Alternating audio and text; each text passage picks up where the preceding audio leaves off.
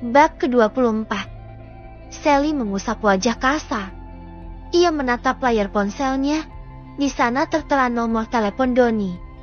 Dalam beberapa hari terakhir ini, bayangan mereka saat bercinta terus menari-nari di pikirannya. Sally sangat merindukan kehebatan Donnie di atas ranjang. Meski tak dapat dipungkiri kalau Raditya pun mahir dalam urusan ranjang, tetapi kemampuan Donnie berada di atas Raditya. Aku bisa gila kalau begini. Sally mengacak rambutnya sendiri. Ia melemparkan ponselnya ke atas bantal dus samping kepalanya. Tubuhnya merindukan sentuhan Donnie, tetapi hati dan pikirannya masih berusaha untuk menolaknya.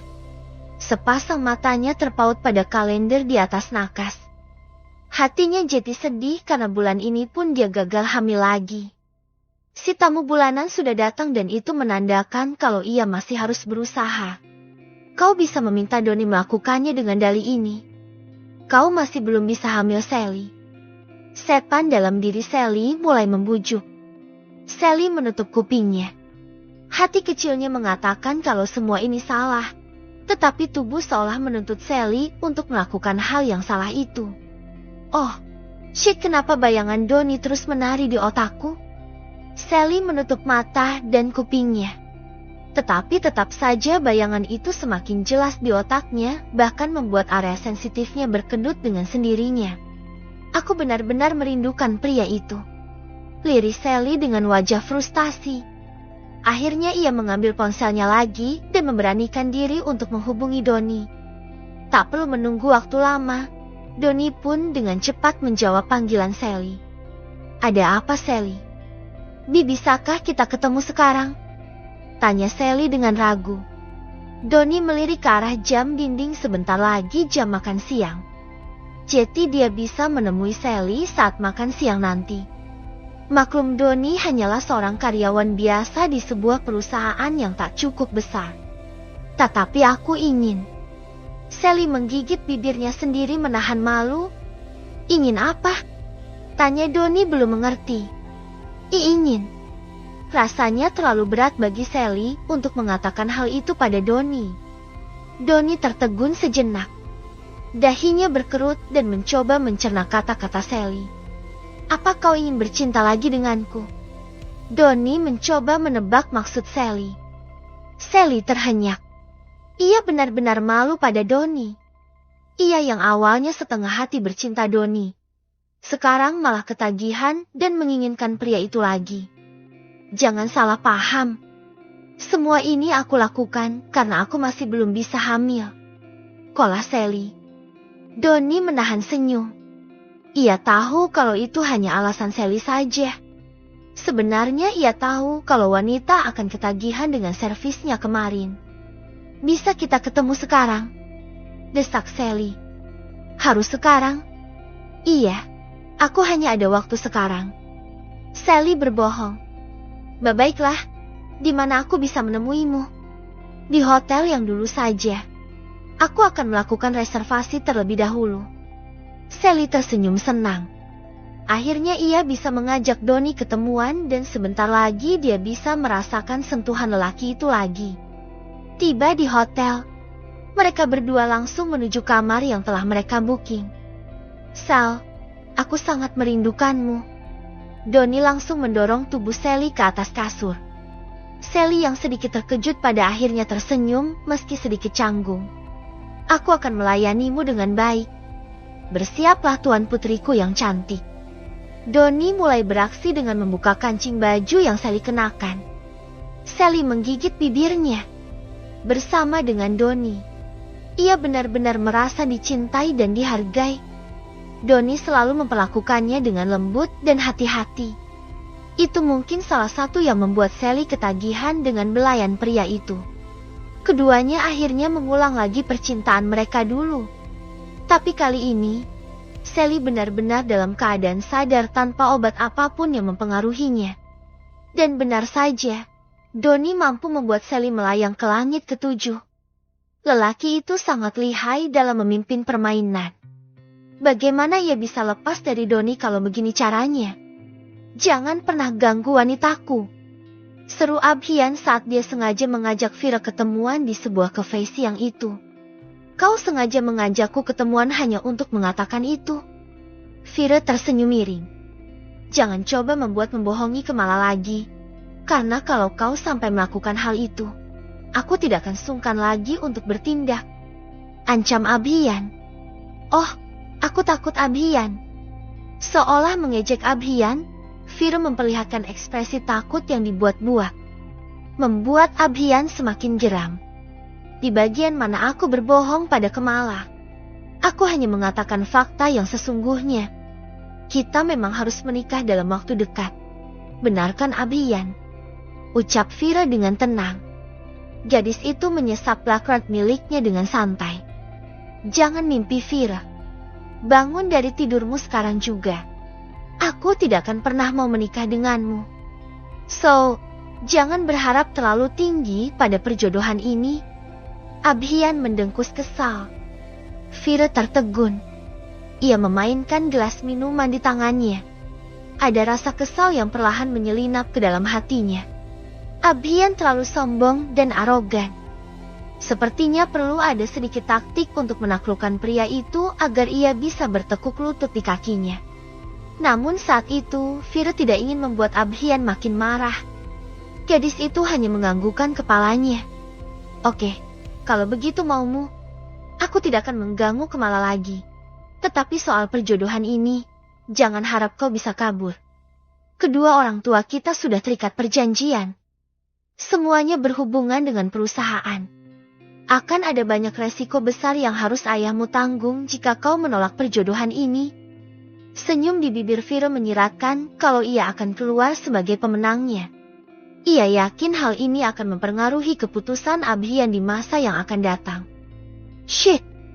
Kau benar-benar licik, Vira. Abhian menggebrak meja yang membuat beberapa pengunjung cafe melihat ke arahnya. Abhian tidak peduli. Ia marah dan langsung berdiri dari duduknya. Lelaki itu dengan cepat meninggalkan Vira yang masih tetap terlihat tenang meski api amarah dalam hatinya telah berkobar. Tangan wanita itu terlihat meremas tisu yang ia pegang dengan kuat. Meski wajahnya terlihat tenang, tetapi kilatan amarah terlihat jelas dari kedua matanya. Abhian, berani sekali kau menolakku. Vira menggeram lirih. Di tempat lain, Raditya sedang termenung di meja kerjanya. Ia masih terus memikirkan Kamala yang ia temui beberapa waktu yang lalu. Wajah cantiknya terus menari-nari di dalam benaknya. Dia sangat mendambakan tubuh Kamala yang sekarang terlihat semakin sintal dan seksi. Kenapa kau begitu cantik sekarang, Kamala? Kenapa tidak dari dulu kau menampakkan pesonamu? Seandainya sejak dulu penampilanmu seperti ini, maka aku akan dengan senang hati menikahimu. Cerocos Raditya dengan terus membayangkan lekuk indah tubuh Kamala. Raditya menghela nafasnya dengan berat. Obsesinya untuk memiliki Kamala semakin besar. Dia ingin memiliki Kamala seperti dulu lagi, membuatnya kembali menurut padanya seperti dulu. Sekarang dia ingin sekali mencicipi tubuh Kamala, menikmati kemolekannya dan kalau bisa menjadikan dia budak nafsunya. Kau harus menjadi milikku, Kamala. Apapun caranya akan aku lakukan demi mendapatkan dirimu. Raditya tersenyum tipis. Sebuah akal bulus telah tersusun di otaknya. Raditya adalah pria yang ambisius, apapun yang dia inginkan harus ia dapatkan. Walaupun jalan yang ia tempuh adalah sebuah jalan yang salah. Pria itu pun mengambil ponselnya mencoba menghubungi seseorang. Untuk beberapa saat lamanya terlihat Raditya berbicara serius dengan orang yang berada di ujung telepon. Setelah semua maksudnya ia sampaikan pada orang itu, Raditya pun segera menutup teleponnya. Seulas senyum tersungging di bibirnya. Ia menggenggam ponselnya dengan erat. Hari ini aku pastikan kau akan menjadi milikku, Kamala. Ucap Raditya dengan begitu yakin. Entah apa yang dia rencanakan. Pria itu pun berdiri dan keluar dari dalam ruangan kerjanya. Dia bergegas menuju ke suatu tempat. Sementara itu di tempat lain, Kemala yang masih berada di kampusnya terkejut saat mendapatkan pesan dari seseorang yang mengatakan kalau Abian membutuhkan bantuannya. Datanglah ke tempat ini.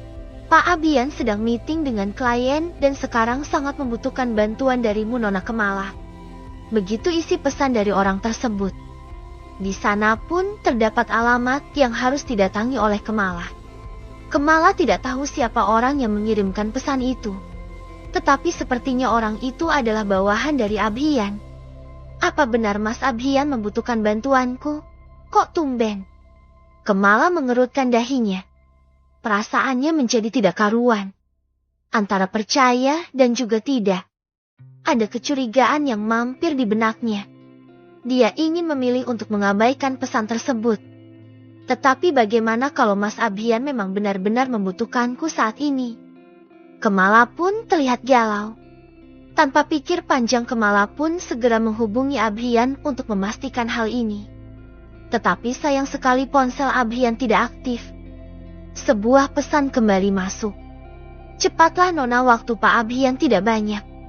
Pak Abian saat ini sangat membutuhkan bantuan Nona. Kenapa ponsel Mas Abian tidak aktif sih?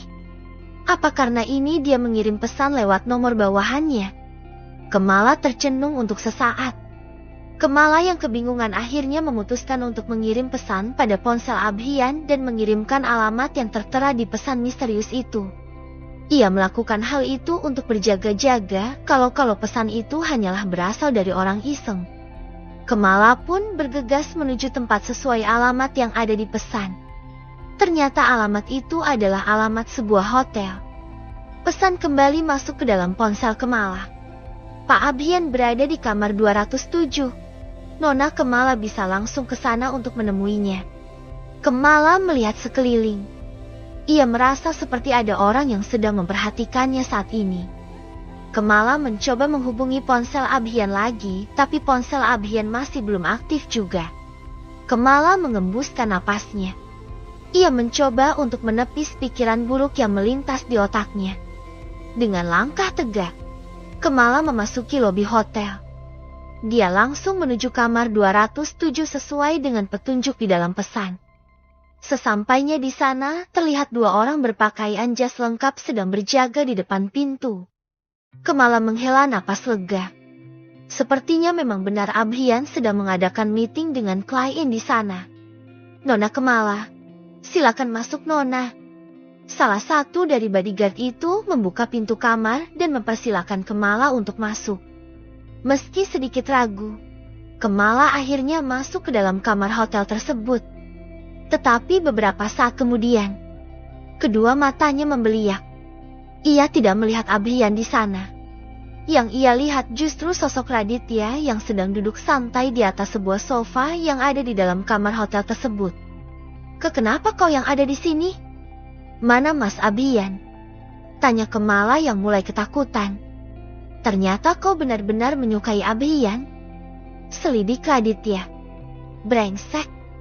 Jadi kau sengaja menipuku untuk datang ke sini. Kemala mulai terlihat panik. Dia ingin keluar dari dalam kamar hotel tersebut. Tetapi pintu kamar tidak bisa dibuka. Ia benar-benar terkurung di dalam kamar bersama Raditya yang menyeringai senang. Percuma Kemala, kau tidak akan bisa kabur dari sini. Hari ini kita akan bersenang-senang. Raditya menghampiri Kemala dan menarik tangan gadis itu untuk diseretnya ke atas tempat tidur. Lepaskan aku, brengsek. Kemala mencoba memukul tubuh Raditya. Tetapi Raditya seolah tidak merasakan apapun meski tangan Kemala berhasil memukulnya beberapa kali. Raditya mengambil tali yang sudah ia siapkan sebelumnya. Diam kau jalang. Aku yakin kau telah menyerahkan tubuhmu pada Abian. Dasar perempuan murahan. Rupanya Abian yang telah membuatmu seperti ini. Raditya terlihat murka. Ia mengikat kedua tangan Kemala hingga gadis itu kini tak bisa bergerak lagi. Kedua kakinya juga telah berhasil dikuasai Raditya hingga Kemala benar-benar tak bisa berkutik. Lepaskan aku Raditya. Kemala berteriak histeris. Jangan sok polos di depanku. Jalang. Katakan berapa lelaki yang telah menjamah tubuhmu ini. Raditya mengelus pipi Kemala dengan jemari tangannya. Kau brengsek Raditya. Aku tidak serendah itu. Kemala sangat marah dengan perlakuan Raditya. Oh, Jeti hanya Abrian yang menyentuhmu. Menarik. Ternyata selera kakak tiriku benar-benar tidak terduga. Dia tertarik pada wanita sepertimu. Kita akan lihat apakah dia masih tertarik padamu setelah tubuhmu aku cicipi. Raditya melepaskan kancing ke meja Kemala. Namun karena terus bergerak, Raditya akhirnya tidak sabar dan merobek baju atasan Kemala tersebut. Pret! Baju Kemala sobek dan dada Ranu miliknya tersembul keluar. Raditya tertegun. Ia tidak menyangka kalau Kemala memiliki bentuk tubuh seindah ini. Wow, ternyata selama ini kau menyembunyikan keindahan tubuhmu dengan begitu rapi Kemala. Kenapa aku baru mengetahuinya sekarang? Raditya berdecak kagum. Tolong lepaskan aku Raditya. Kemala hampir menangis melihat tatapan buas dari Raditya. Pria itu seperti seekor serigala yang kelaparan saat melihat mangsanya yang sudah tak berdaya.